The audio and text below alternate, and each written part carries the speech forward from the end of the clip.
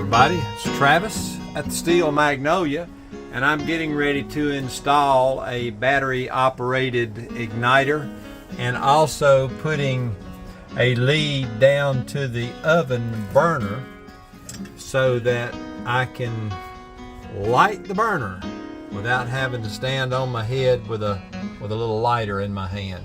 Okay, well, I've got it mounted and you can see the probe and the point. I've still got to adjust it and such, but up here I drilled my hole, and the problem I ran into is that the unit is just a little bit too big to fit at the angle of the face of this. We're bottoming out down here, so I removed this screw. That gives me just a little bit of room. I can put that in afterwards. And then I also bent this to change the angle. And what I did, I took my little ball peen hammer, put it in there, and basically pulled down while I held everything tight as far as this piece. So I sort of bent the top out and the bottom in, and now this fits. So let's get her hooked up. Okay, we've got everything hooked up. I'm gonna press the button, you'll be able to hear it. Okay, so all three burners are igniting. Now down here in the cabinet, I'm gonna put this here and hit the button. You can see it, and because of the frame rate, it looks like it's not continuous. Kathy, push the button up top there. All right, we got gas, we got flame. So, that's working really well. Now, one thing that I did have to do, and this is, like I say, this is a new to us camper, so this thing's still really dirty, but turning it on, got a good quick light. Now, I'm going to be turning sort of upside down and looking at the unit. This unit had 5 terminals, 1, 2, 3, 4, and this is the 5th one. This one kept arcing across to everything.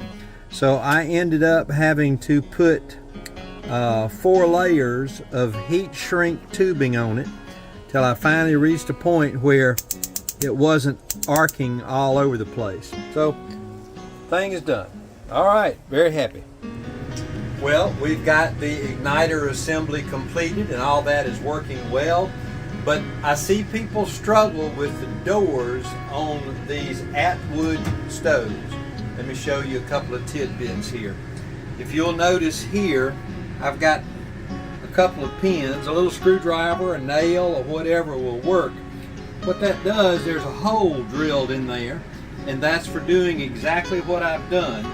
Now, Kathy, if you'll come look straight down, I'm going to take this and slip that up in there, and I'm going to slip that one up in there, so they're both exactly where they need to be.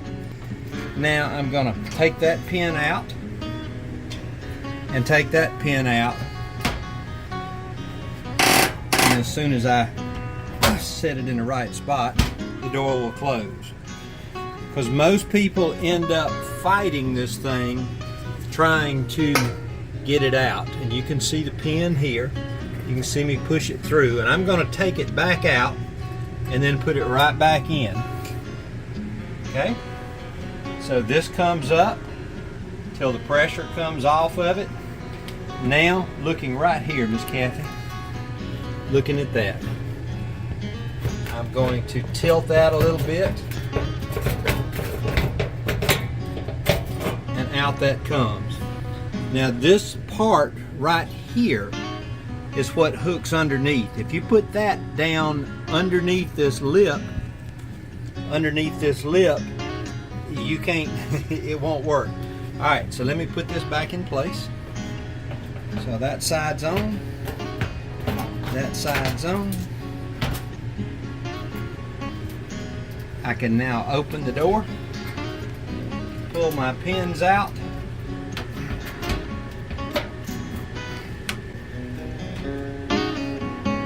Viola.